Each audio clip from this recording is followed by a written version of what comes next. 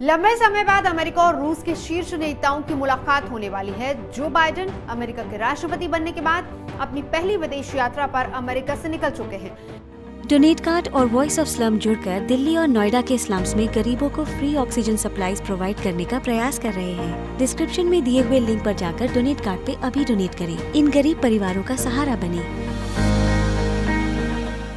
इस दौरान राष्ट्रपति बाइडेन यूरोपियन नेताओं के साथ मुलाकात करेंगे। साथ ही जो बाइडेन अपनी 8 दिन की यात्रा के आखिर में रूस के राष्ट्रपति व्लादिमीर पुतिन से भी मुलाकात करेंगे। अमेरिकी राष्ट्रपति जो बाइडेन और रूस के राष्ट्रपति व्लादिमीर पुतिन के बीच 16 जून को होने वाली मुलाकात की जगह की जानकारी भी सामने आ चुकी है। दुनिया की 2 महाशक्तियों के शीर्ष नेता स्विट्जरलैंड में जिनेवा झील के सामने बने 18वीं शताब्दी के एक स्विस विला में मिलेंगे। दोनों ही देश अंतर्राष्ट्रीय राजनीति में अपना दबदबा बनाकर रखना चाहते हैं और ये देखना दिलचस्प होगा कि रीगन के जमाने से ही रूस और रूस की कम्युनिस्ट सरकार का मजाक उड़ाने वाला अमेरिका क्या बाइडेन के समय अपना नजरिया बदलेगा और साथ ही अमेरिका से दूर और चीन के करीब जाते रूस के रुख पर भी दुनिया भर की नजर होगी। हालांकि अमेरिकी राष्ट्रपति जो बाइडेन ने इस मुलाकात से पहले एक बड़ा बयान दे दिया है। जो बाइडेन ने कहा है कि अमेरिका रूस से टकराव नहीं चाहता, लेकिन रूसी सरकार की हर गुस्ताखी का मुंहतोड़ जवाब देगा अमेरिका। जो बाइडेन के इस बयान से साफ हो गया है कि अमेरिका रूस के दबाव में आने वाला नहीं है और इस मुलाकात से दोनों ही देशों के बीच के रिश्ते अचानक बेहतर होने की उम्मीद भी बेमानी होगी। इस मुलाकात में जोर दोनों देशों के आमने सामने बैठकर अपनी अपनी स्थिति साफ करने पर ज्यादा रहेगा।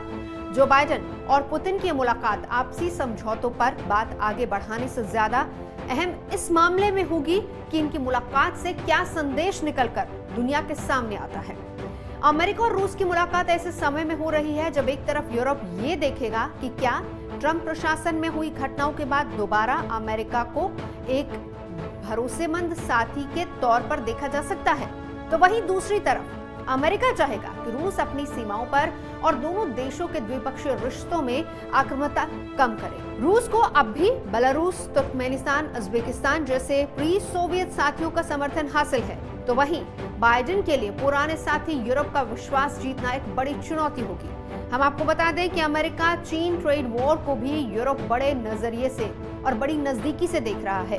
अब अमेरिका चाहता है कि यूरोप को चीन से सतर्क रहना चाहिए या चीन पर विश्वास नहीं करना चाहिए, तो यूरोप के कई देश अमेरिका की बात को पूरी तरह से मानने को तैयार भी नहीं होते। इसी तरह अब जब रूस और चीन एक दूसरे के करीब आ रहे हैं, तो भविष्य में ये स्थिति रूस को लेकर भी हो सकती है। लेकिन फिलहाल ये जानते हैं कि बाइडेन और पुतिन की इन मुलाकातों में किन मुद्दों पर बात हो सकती है। जो बाइडेन और पुतिन की आमने सामने की मुलाकात में जो बाइडेन चाहेंगे कि वो खुद पुतिन पर ये दबाव बना सके कि रूस अब कोई और उकसाने वाली कार्रवाई नहीं करेगा।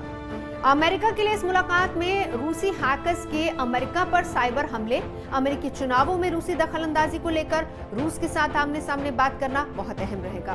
वहीं सूत्रों के हवाले से खबर मिल पा रही है वो ये है कि रूस से विपक्षी नेता नावल्नी के समर्थकों से भी बाइडेन को संदेश मिला है कि वो अलेक्सी नावल्नी की रिहाई को लेकर पुतिन से बात करें। और उधर कुछ समय पहले ही रूस ने यूक्रेन पर हमले जैसे हालात पैदा कर दिए थे और इसी के चलते यूक्रेन की तरफ से भी बाइडेन को संदेश मिला है कि वो रूस से इसे लेकर भी बात करें। तो देखना बहुत दिलचस्प होगा कि बाइडेन और पुतिन की इस मुलाकात में अपने मुद्दों से एक दूसरे को कितना सहमत दोनों लोग कर पाते हैं और आपसी समझ को और कितना बेहतर बनाया जा सकता है।